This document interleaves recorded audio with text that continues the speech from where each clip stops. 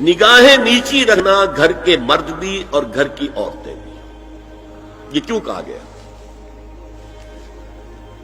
آج آپ کے علم میں نہیں ہوگا انسیسٹ کس قدر تیزی سے پھیل رہا ہے مغرب کے اندر.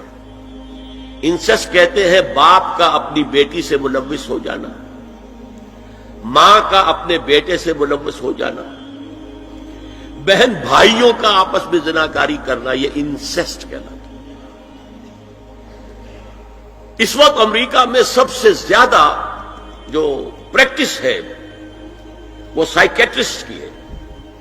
بڑی فیسیں ہیں، بڑی دوائیں ہیں. جو فارماسیوٹیکل انڈسٹری ہے اس میں بھی سب سے زیادہ فلرشنگ وہ دوائیں ہیں کہ جو ذہنی امراض کی. اور مجھ سے وہاں کئی سائیکیٹرسٹ نے کہا ذہنی امراض کا سب سے بڑا سبب انسیسٹ ہے. بیٹی سے زنا کیا ہے باپ نے، بیٹی کے دل پر جو داغ لگ گیا ہے اس کا دماغی توازن ٹھیک نہیں رہتا. بہن سے زنا کیا بھائی نے، اور یہ نہ سمجھیے کہ آپ کے ہاں نہیں ہو رہا، یہ وبا آ چکی ہے.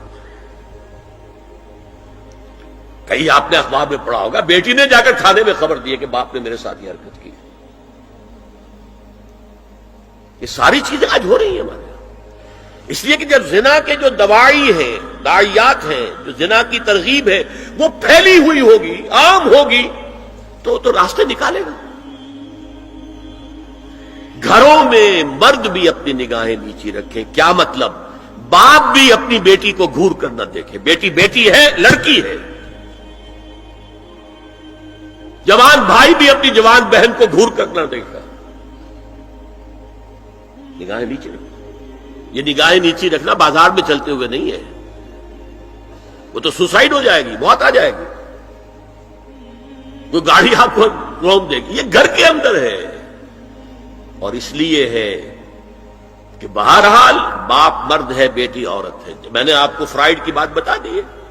وہ تو کہتا ہی ہے کہ باپ اگر محبت بھری نگاہ بیٹی پر ڈال رہا ہے اس میں سیکس ہے، سیکس کا جذبہ ہے.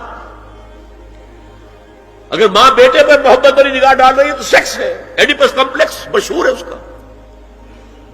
لیکن اپنی جگہ یہ ہے کہ باپ مرد ہے، بیٹی عورت ہے، بھائی مرد ہے، بہن عورت ہے.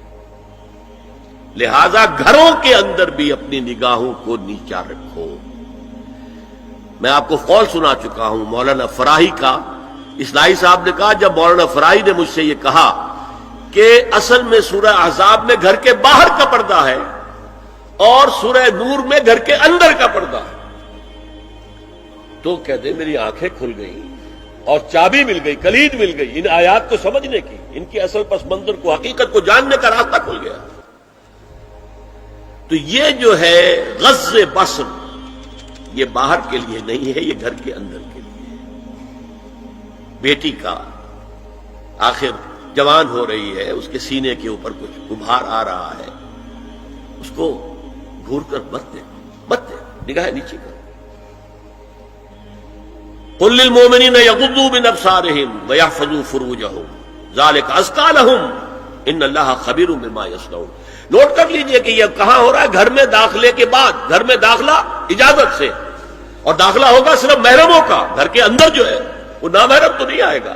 یہ میں آگے بیان کر رہا ہوں. وَقُلْ لِلْمُؤْمِنَاتِ يَغْضُضْنَ مِنْ أَبْصَارِهِنَّ وَيَحْفَظْنَ مِنْ فُرُوجِهِنَّ. اور کہہ دیجئے مومن عورتوں سے بھی کہ وہ بھی اپنی نگاہیں جھکا کر رکھیں اور اپنی شرمگاہوں کی حفاظت